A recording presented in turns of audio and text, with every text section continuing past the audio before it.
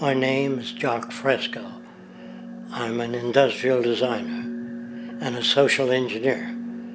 I'm very much interested in society in developing a system that might be sustainable for all people. First of all, the word corruption is a monetary invention. That aberrant behavior that's disruptive to the well-being of people, while you're dealing with human behavior. And human behavior appears to be environmentally determined, meaning if you were raised by the Seminole Indians as a baby, never saw anything else, you'd hold that value system. And this goes for nations, it goes for individuals, for families. They try to indoctrinate their children to their particular faith and their country and make them feel like they're part of that. And they build a society which they call established.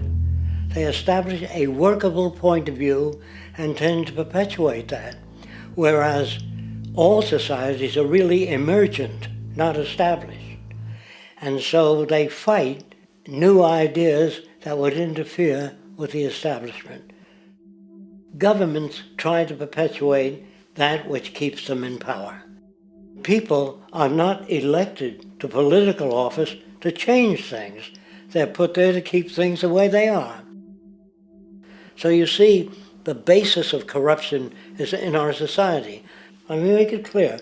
All nations, then, are basically corrupt because they tend to uphold existing institutions.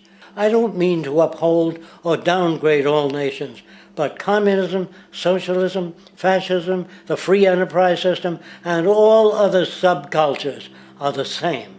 They are all basically corrupt.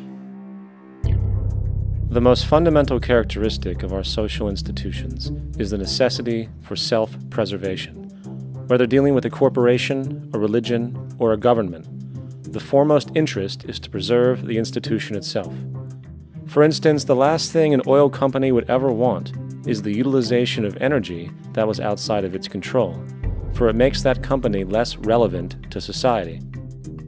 Likewise, the Cold War and the collapse of the Soviet Union was, in reality, a way to preserve and perpetuate the established economic and global hegemony of the United States.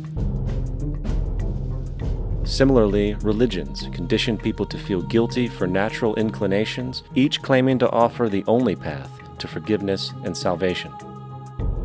At the heart of this institutional self-preservation lies the monetary system, for it is money that provides the means for power and survival. Therefore, just as a poor person might be forced to steal in order to survive, it is a natural inclination to do whatever is needed to continue an institution's profitability. This makes it inherently difficult for profit-based institutions to change, for it puts in jeopardy not only the survival of large groups of people, but also the coveted materialistic lifestyles associated with affluence and power. Therefore, the paralyzing necessity to preserve an institution, regardless of its social relevance, is largely rooted in the need for money or profit.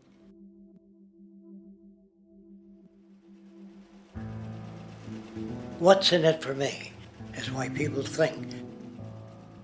And so if a man makes money selling a certain product, naturally he's going to fight the existence of another product that may threaten his institution.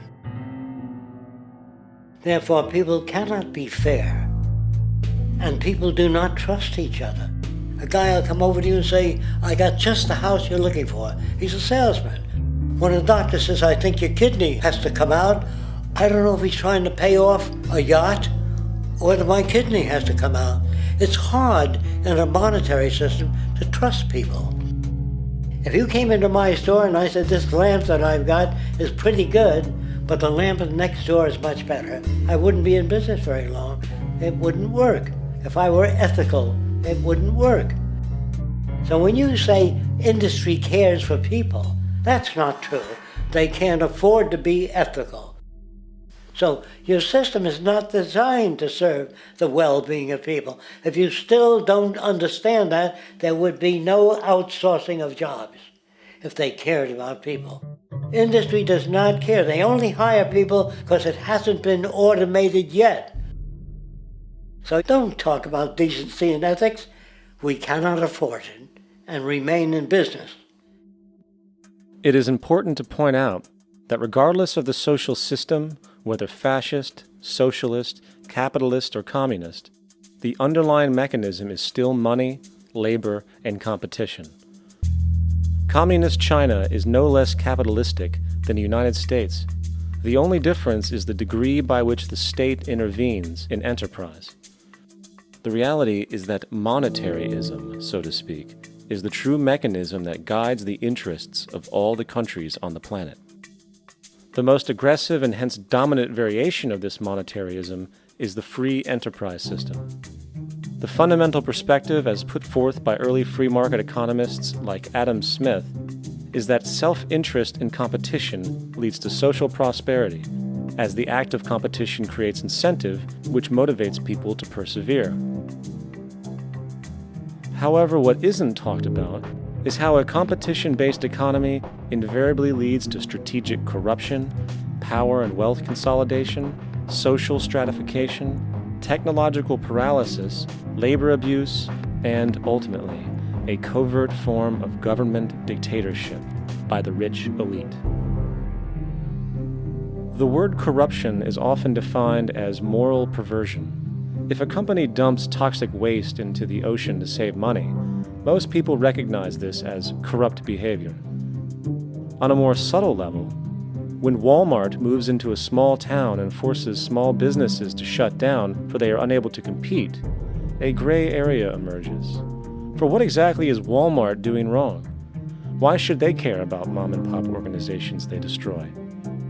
Yet, even more subtly, when a person gets fired from their job because a new machine has been created which can do the work for less money, people tend to just accept that as the way it is, not seeing the inherent, corrupt inhumanity of such an action. Because the fact is, whether it is dumping toxic waste, having a monopoly enterprise, or downsizing the workforce, the motive is the same: profit.